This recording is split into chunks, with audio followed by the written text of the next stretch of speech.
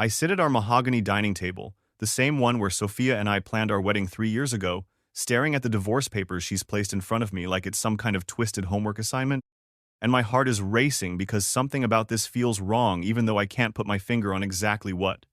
"Come on, Marcus," she says with that laugh I used to find musical but now sounds like broken glass scraping against my eardrums. "It's just practice for when my friend Jessica needs help with her divorce. You know how emotional she gets about legal documents, and since you're so good with paperwork from your job, I thought you could help me understand the process so I can support her better when she goes through this difficult time."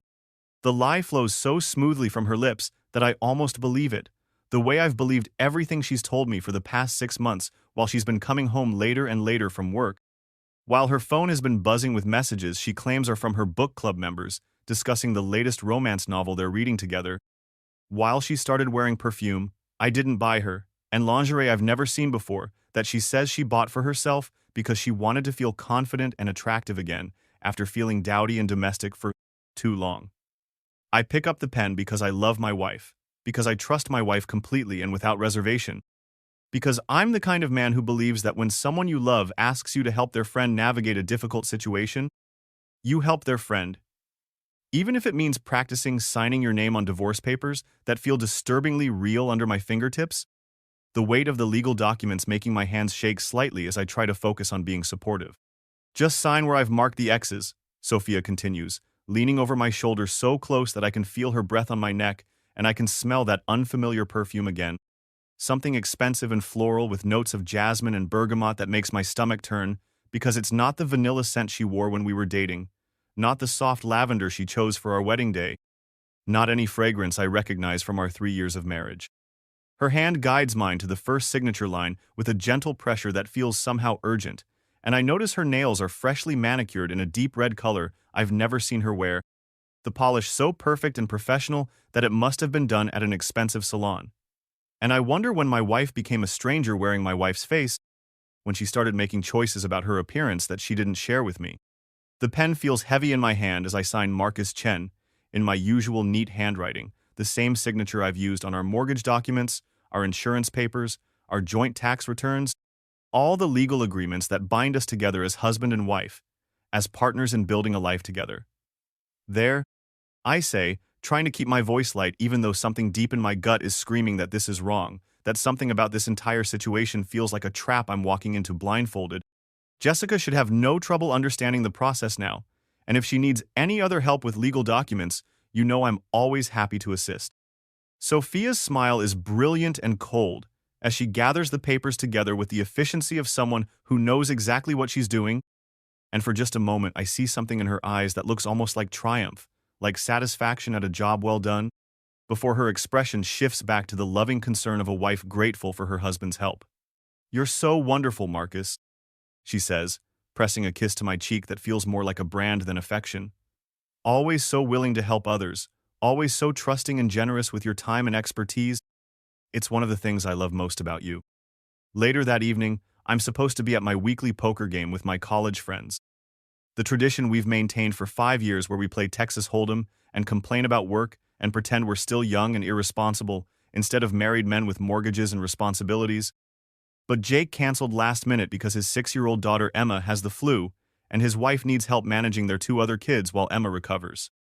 So instead of spending the evening losing money to my friends and eating pizza that's terrible for my cholesterol, I decide to come home early and surprise Sophia with her favorite Thai takeout from the restaurant downtown where we had our first official date, thinking maybe we can have one of those quiet romantic nights we used to love before everything started feeling wrong between us, before she became distant and distracted, and I became confused about how to bridge the growing gap in our communication.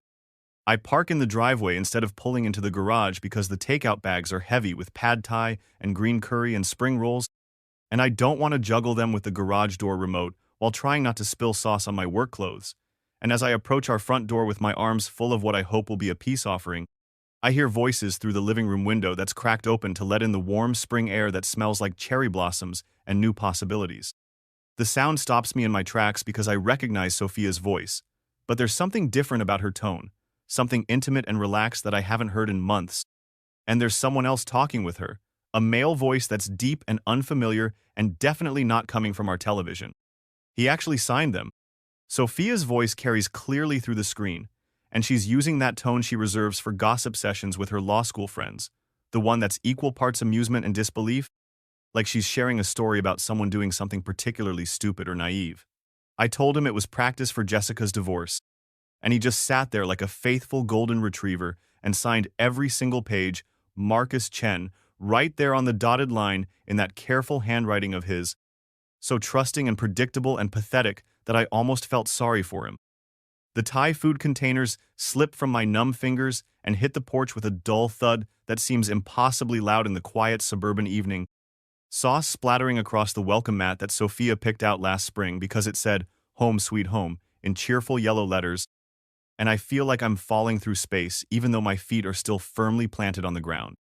There's male laughter in response to her words, deep and rich and full of satisfaction, and my hands start shaking as I recognize the voice of David Kim, the senior partner from her law firm that she's mentioned casually in conversation over the past few months. Always David this and David that. But never David and I in a way that might have made me suspicious if I hadn't been so focused on trusting my wife completely. "You're incredible, Soph," David says, and the intimacy in his voice makes my chest tight with something that feels like drowning because that's how he says her name, Soph, like he owns it. Like he's been saying it in private moments I was never meant to witness. Like they have a relationship that exists in spaces I've never been invited to enter. I've seen a lot of manipulative tactics in my 20 years of practicing family law, but convincing your husband to sign his own divorce papers by telling him it's practice for a friend's divorce is absolutely brilliant. The kind of psychological manipulation that most people would never even think to attempt.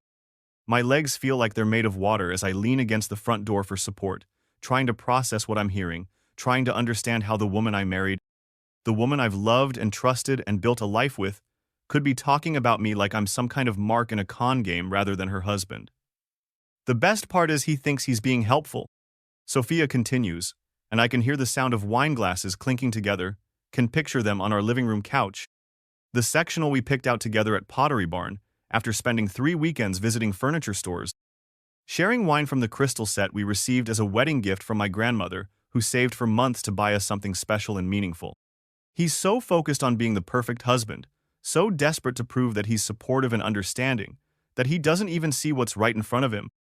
Doesn't notice that I've been planning this divorce for months, that every late night at the office and weekend work session has actually been me and you figuring out how to get everything I want in the settlement while making sure he gets as little as possible. The casual cruelty in her voice is like a physical blow, and I realize that I'm listening to my wife discuss my destruction with the same tone she might use to plan a vacation or choose a restaurant for dinner. I stand frozen on my own doorstep, Thai food cooling and congealing on the porch around my feet, as my wife explains to her lover how she's been systematically manipulating me, how the practice divorce papers aren't practice at all, but the real documents that will dissolve our marriage, how she's been using my love and trust as weapons against me in a war I didn't even know we were fighting. The prenup his family insisted on won't matter in the end. David's voice carries the confidence of a man who's planned every detail of a complex legal strategy. Because we can prove emotional abuse through his neglect, his workaholic tendencies that left you feeling isolated and unsupported, his failure to prioritize your career advancement over his own selfish ambitions, and with the papers he signed tonight, we have documented evidence that he initiated the divorce proceedings himself. My mind races backward through the past 6 months, reframing every memory through this new lens of deception and betrayal. The nights she said she was working late on the Morrison case weren't work but romantic dinners with David. The weekend legal conference in Portland wasn't professional development but a romantic getaway that she charged to our joint credit card. The sudden interest in couples therapy wasn't an attempt to save our marriage, but a calculated effort to create professional documentation of our relationship problems that could be used against me in court. And the practice divorce papers weren't practice at all, but the real thing. My signature sealing my own fate because I loved her enough to trust her completely and without question. What about his precious software company? Sophia asks with the kind of casual interest she might show in discussing the weather, and I feel the blood drain from my face because data flow dynamics isn't just my job or even my career, it's my baby. The startup I built from absolutely nothing in our garage while she was finishing law school, writing code at 3 a.m. while she slept peacefully beside me. The company that's finally starting to take off after 3 years of 18-hour days and ramen noodle dinners, and believing that hard work and innovation would eventually pay off for both of us. That's the real prize in all of this. David explains with the satisfaction of a predator discussing his hunting strategy, because when he signed those papers tonight acknowledging data flow dynamics as marital property subject to equitable distribution, we established legal grounds to claim half of everything he's built, including the intellectual property, the proprietary algorithms, the client database, and most importantly, his 51% stake in the upcoming merger with Technova Corporation that's going to make him a multi-millionaire within the next 6 months. I think about all the times over the past 3 years that I asked Sophia to sign various documents related to data flow, incorporation papers and operating agreements and investor contracts, and how she always said she trusted me to handle the business side of our lives while she focused on building her legal career, how I thought her disinterest was a sign of respect for my expertise rather than a calculated strategy to maintain plausible deniability about the company's operations and ownership structure. I remember working until 2 a.m. on algorithm development while she slept peacefully beside me. Remember celebrating our first major client contract with champagne and promises that all the sacrifice and hard work would pay off for our future together. Remember how proud and grateful I felt when Dataflow's success finally allowed me to move her out of our cramped studio apartment and into this house in the suburbs with the white picket fence and the 2-car garage, she said. Represented everything she wanted from married life. He's going to be absolutely devastated when he realizes what's happened to him. Sophia says with a laugh that sounds nothing like the woman I married. Nothing like the woman who cried during our wedding vows when I promised to love and protect and cherish her for the rest of my life. Nothing like the person I thought I knew better than anyone else in the world. But honestly, David, he's been so incredibly boring lately, so predictable and routine, always talking about code optimization and market projections and 5-year business plans, never spontaneous or exciting like you, never passionate about anything except work.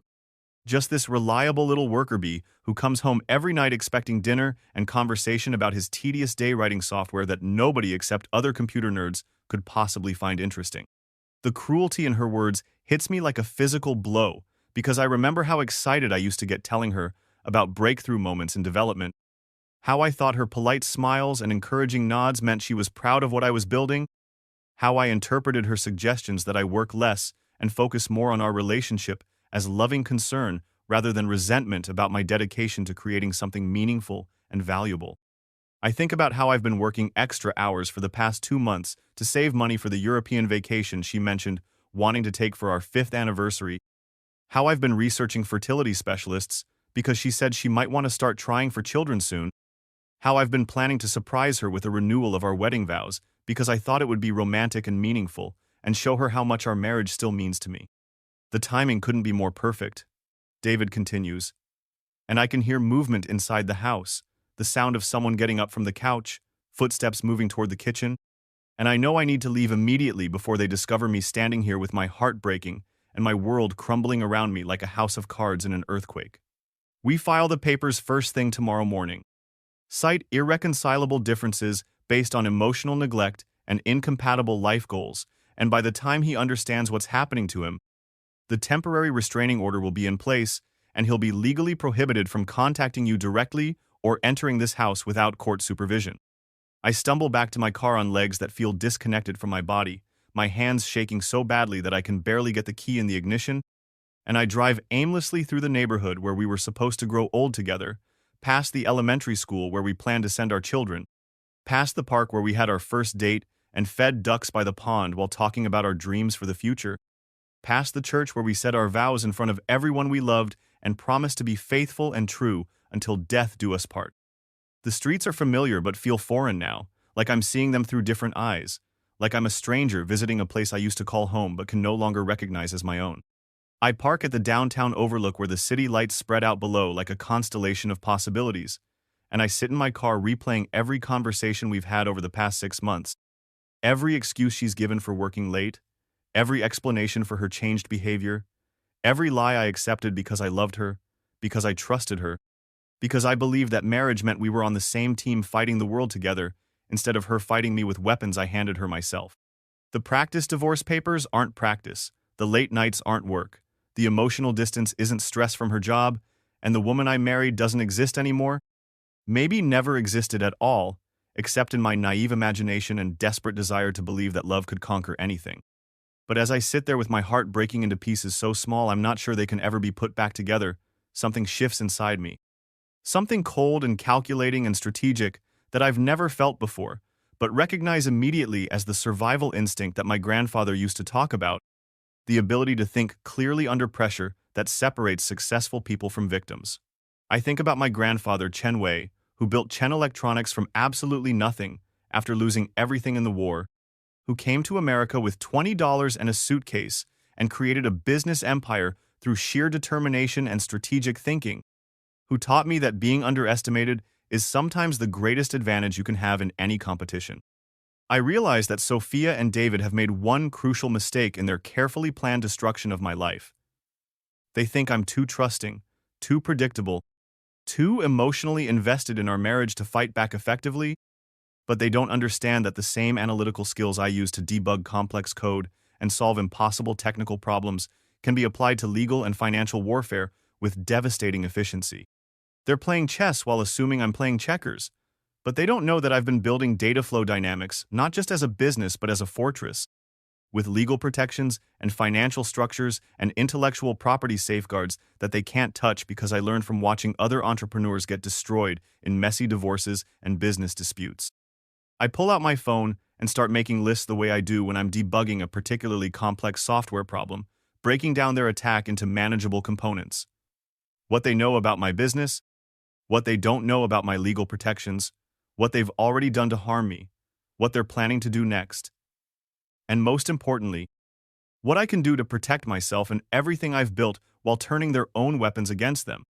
They think they're executing a perfect plan, but every plan has vulnerabilities, and I'm very good at finding vulnerabilities and exploiting them until entire systems collapse.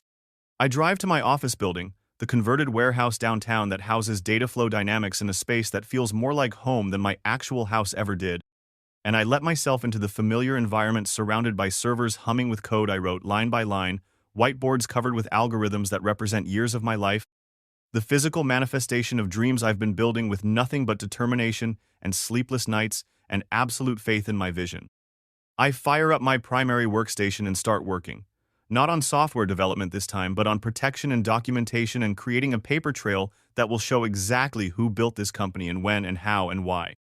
The security cameras I installed last month as part of our upgraded surveillance system will show that I'm here tonight working alone on company business, creating time-stamped evidence of my dedication to data flow that predates any divorce filing, and I methodically begin documenting every email, every code repository, every design document, every piece of intellectual property that proves data flow dynamics was conceived, created, and developed entirely by me, using skills and knowledge I possessed long before I ever met Sophia Chen.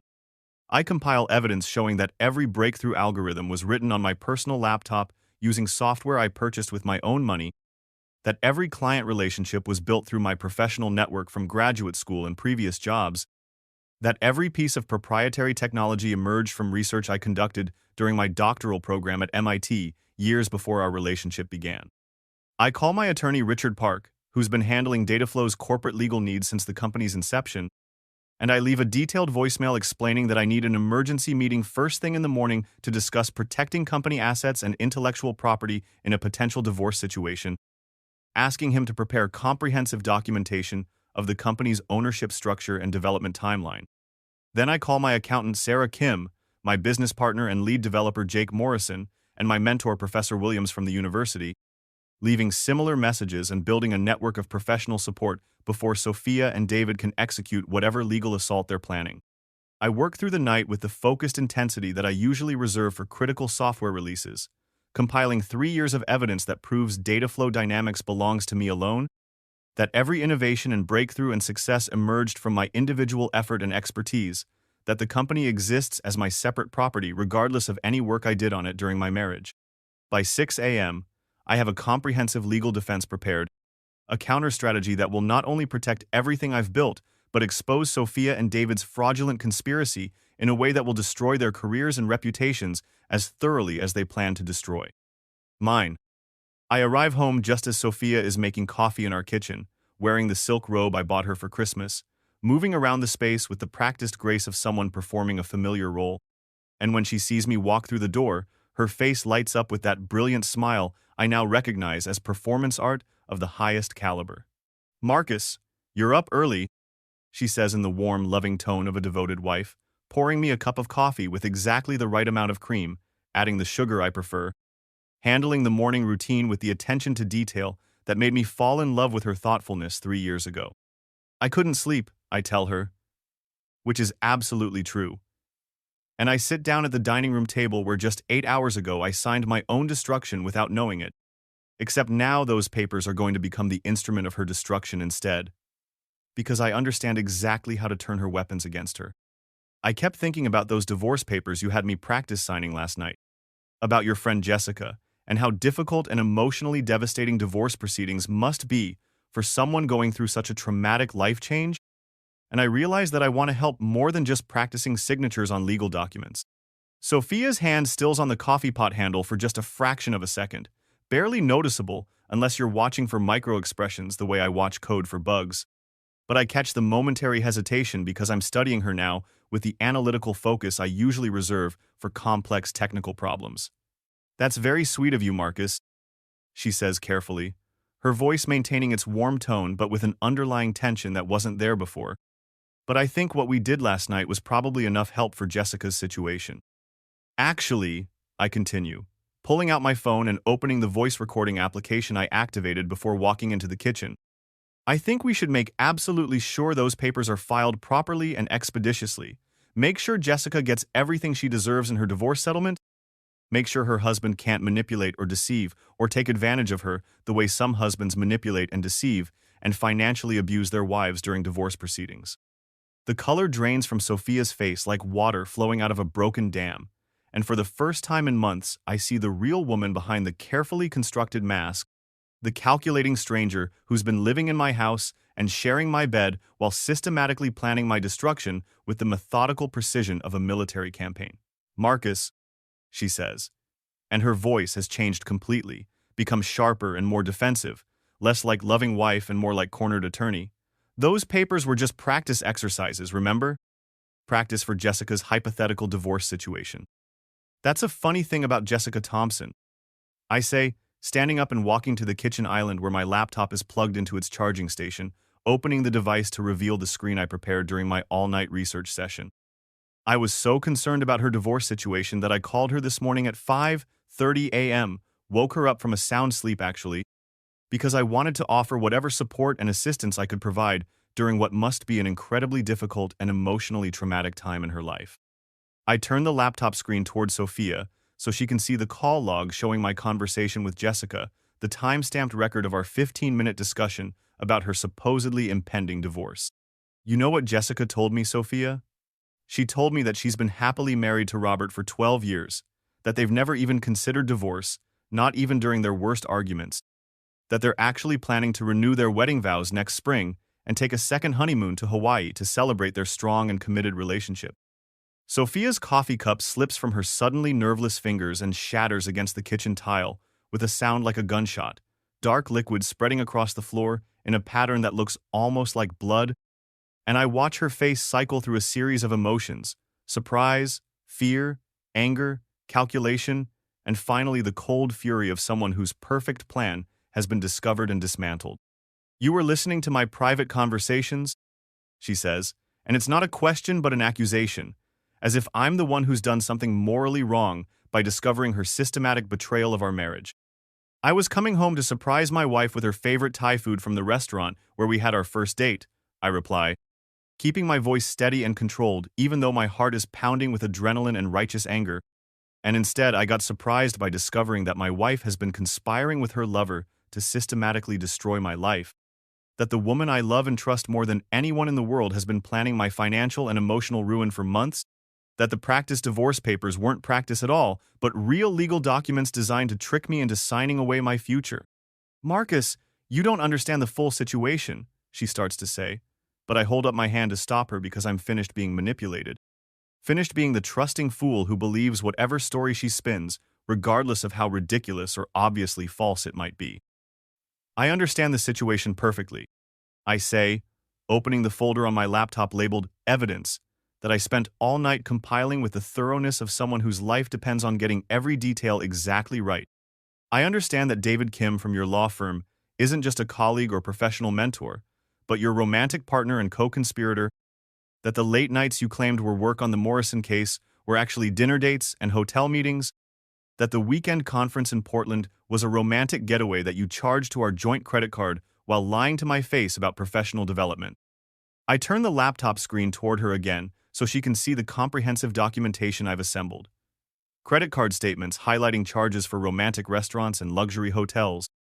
Phone records showing hundreds of calls and text messages between her and David during hours when she told me she was too busy to talk, email communications discussing their relationship and their plans for my destruction, even photographs from David's social media accounts showing them together at events she claimed were boring work functions I wouldn't enjoy attending.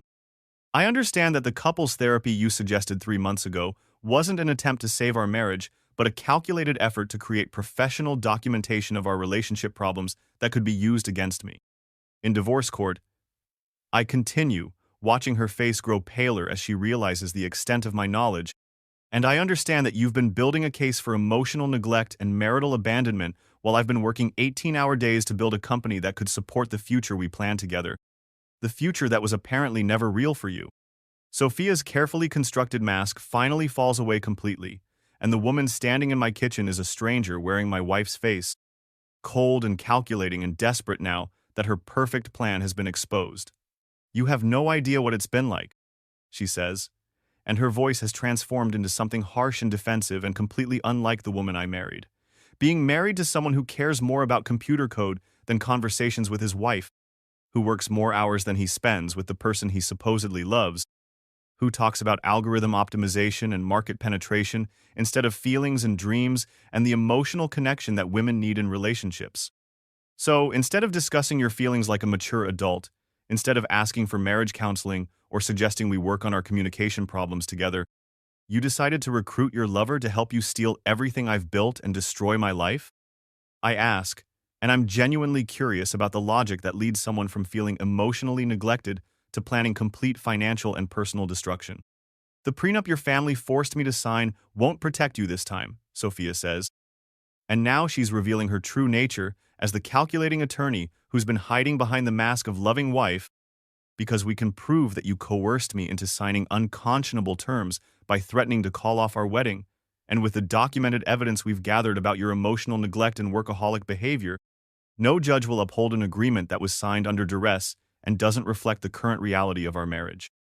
I smile at her for the first time since this conversation began, and I see confusion flicker across her face because she expected me to be devastated and begging and falling apart the way she's probably seen other men fall apart when their wives systematically destroy them. "That's very interesting," I say, opening another folder on my laptop labeled Corporate Protection, "because the prenup you're referring to isn't the only legal protection I have in place, and it's certainly not the most important one for protecting data flow dynamics and my other business assets." The confusion on Sophia's face deepens into something approaching panic as she realizes that there are aspects of my legal and financial situation that she doesn't fully understand, that her months of planning might have missed crucial elements that could undermine her entire strategy. "What are you talking about?" she demands, and her attorney training is taking over now, the need to understand every aspect of a legal situation before proceeding with any action.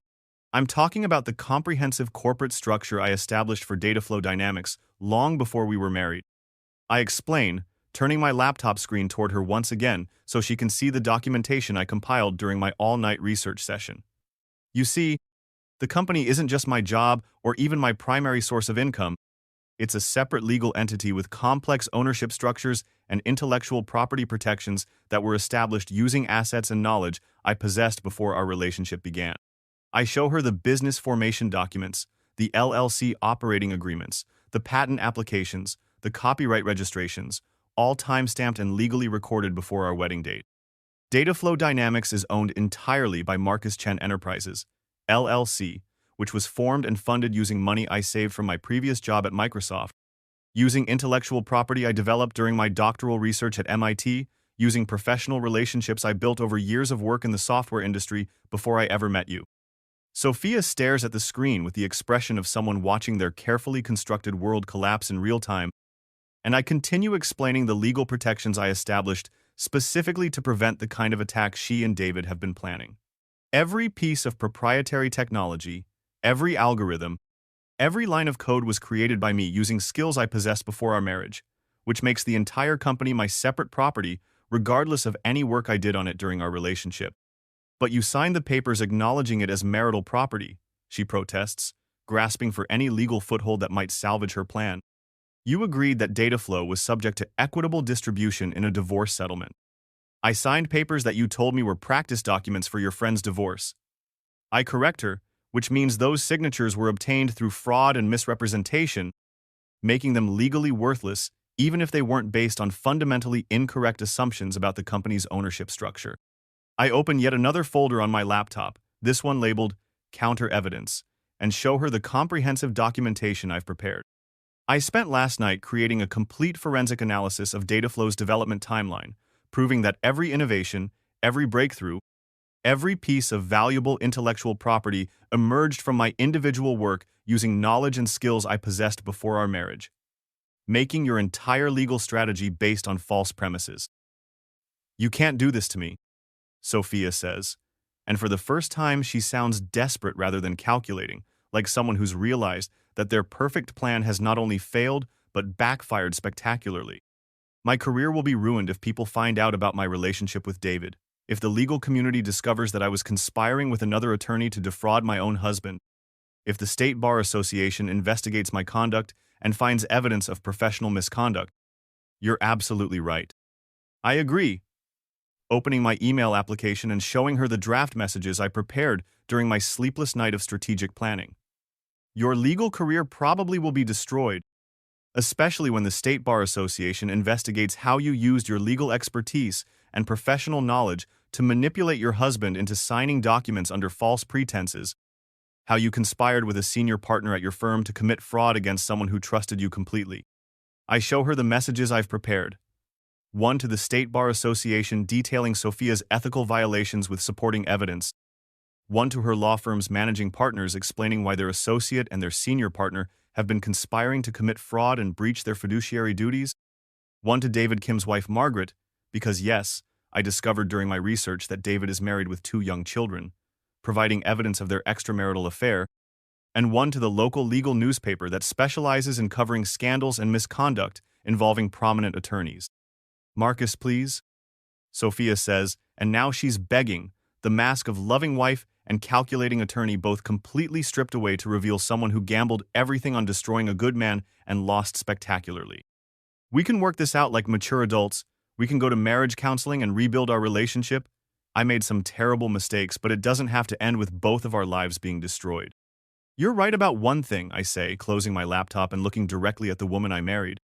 Seeing her clearly for the first time and understanding that the person I loved was nothing more than an elaborate performance by someone who saw me as a target rather than a husband. This doesn't have to end with both of our lives being destroyed. It can end with just your life being destroyed while I rebuild something better and more honest with someone who actually deserves my trust and love. I stand up from the table and walk toward the kitchen door, pausing to look back at the woman who tried to destroy me. The choice is entirely yours, Sophia. I say, my voice calm and controlled, despite the adrenaline coursing through my system. You can sign the real divorce papers that my attorney Richard Park is preparing this morning. Papers that give you nothing except your freedom to pursue your relationship with David Kim and face the professional consequences of your choices. Or you can fight me in court and watch me present evidence of your fraud, your conspiracy to commit theft, your professional misconduct, and your adultery to a judge who will not only give you nothing but will probably recommend criminal charges for wire fraud and conspiracy. I pause at the doorway and look back at her one final time. I'll be at my office for the rest of the day working on legitimate business while you decide whether you want to disappear quietly or be destroyed publicly. Either way, our marriage is over, and data flow dynamics will continue to thrive without you. 3 months later, I'm sitting in the coffee shop near Data Flow Dynamics headquarters, the same place where I used to meet with potential investors back when the company was just an idea and a dream and a lot of caffeine-fueled late nights. And I'm actually smiling as I review our quarterly financial reports that show we're not only surviving the divorce and the attempted corporate theft, but thriving beyond anything I imagined possible when I was working. 18-hour days in our garage. The Technova merger went through exactly as planned, making Dataflow Dynamics one of the fastest-growing software companies in the Pacific Northwest, and the publicity surrounding Sophia's legal troubles actually brought us positive attention as the startup that couldn't be destroyed by deception and betrayal. Marcus Chen? A voice asks. And I look up from my laptop to see a woman about my age with intelligent brown eyes and a genuine smile that reaches all the way to her eyes, holding a coffee cup and a leather portfolio and looking slightly nervous in the way that suggests she's relatively new to professional interviews. I'm Emily Park, Richard's daughter and also the new technology reporter for the Business Journal, and I've been wanting to interview you about Dataflow's remarkable success story ever since the Technova merger was officially announced last month.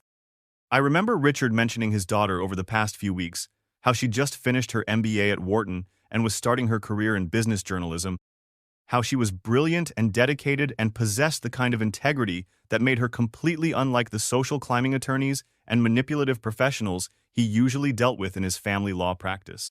"Please, sit down," I say, gesturing to the chair across from me, and noticing immediately how different Emily feels from Sophia, how there's no calculation behind her smile, no hidden agenda lurking beneath her professional questions, just genuine curiosity and competent journalism, and the kind of straightforward honesty that I'd forgotten could exist in professional relationships. "I have to admit," Emily says as she settles into her chair and sets up her recording equipment with the efficient movements of someone who knows her job well and takes it seriously. "When I first heard about your story, about how your ex-wife tried to steal your company through fraudulent divorce proceedings, I was shocked that someone would be so calculating and cruel to a person who trusted them completely. But then, I started researching Dataflow Dynamics and realized that the real story isn't about betrayal and deception. It's about resilience and innovation, and building something meaningful that can't be destroyed by other people's greed and manipulation." Over the next several weeks, Emily and I meet regularly for follow-up interviews about Dataflow's growth trajectory and business strategy. But somewhere between discussing market penetration and algorithm development, our conversations evolve from strictly professional to genuinely personal, less about quarterly projections and more about dreams and values and the kind of life we want to build for ourselves and the people we care about. She tells me about her goals in journalism, about wanting to highlight stories of innovation and entrepreneurship that make a positive difference in the world, about believing that business can be a powerful force for social good when it's driven by people with integrity and genuine vision rather than simply profit maximization.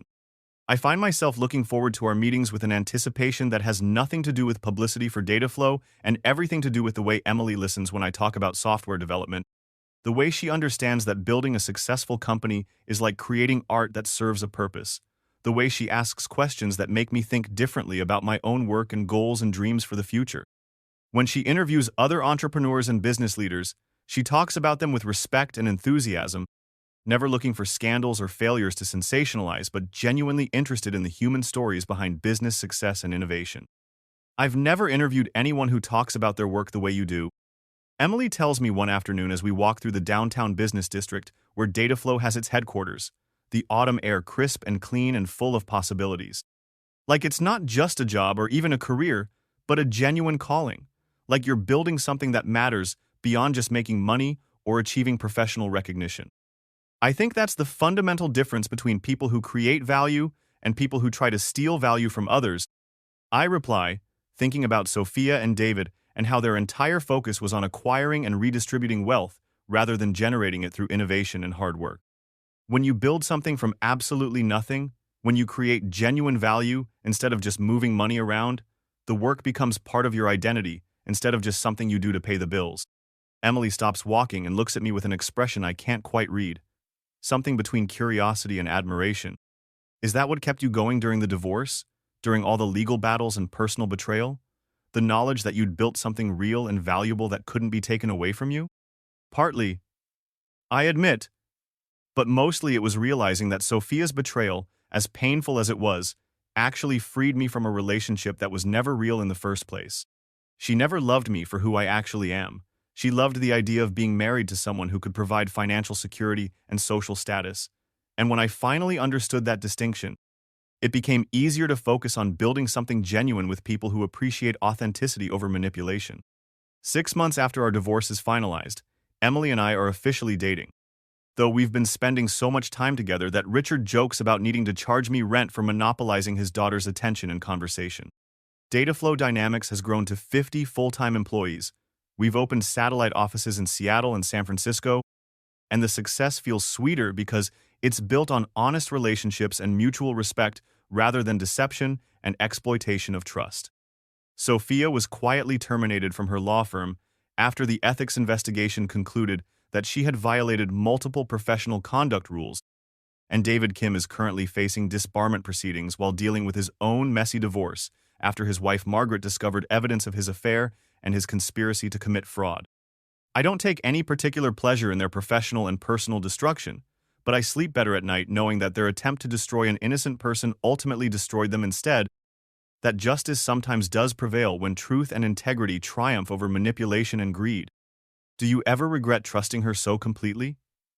Emily asks one evening as we watch the sunset from the balcony of my new apartment downtown, the one that's smaller than the house I shared with Sophia, but feels infinitely more like home because it's filled with honesty and genuine affection instead of lies and performance art. I regret not recognizing the warning signs sooner. I admit, thinking about all the small moments over those final months when something felt wrong, but I ignored my instincts in favor of trusting blindly. But I don't regret being the kind of person who's capable of trusting completely and loving without reservation, because that's exactly how I was able to recognize you as someone worth trusting. Someone who sees me as a partner and an equal rather than a target or a meal ticket. As Emily curls up beside me in the comfortable silence of two people who don't need to fill every moment with conversation, I realize that Sophia's betrayal, as devastating as it was at the time, ultimately led me to this moment, to this woman, to this life built on mutual respect and shared values and genuine love rather than manipulation and deception. The practice divorce papers that were supposed to destroy my life became the catalyst for building something infinitely better, something real and honest and sustainable that can't be stolen because it's founded on truth instead of lies. And for the first time since I sat at that mahogany dining table signing what I thought were practice documents, I'm genuinely grateful for the betrayal that set me free to find someone who loves me for exactly who I am rather than what I can provide. Someone who wants to build a future together rather than steal one from me. Someone who understands that the best relationships are partnerships between equals rather than competitions between predators and prey. The practice divorce became the real thing, just not in the way Sophia planned. And sometimes the best revenge is simply living well with someone who deserves your love and trust, and building something beautiful together that no one can ever take away from you.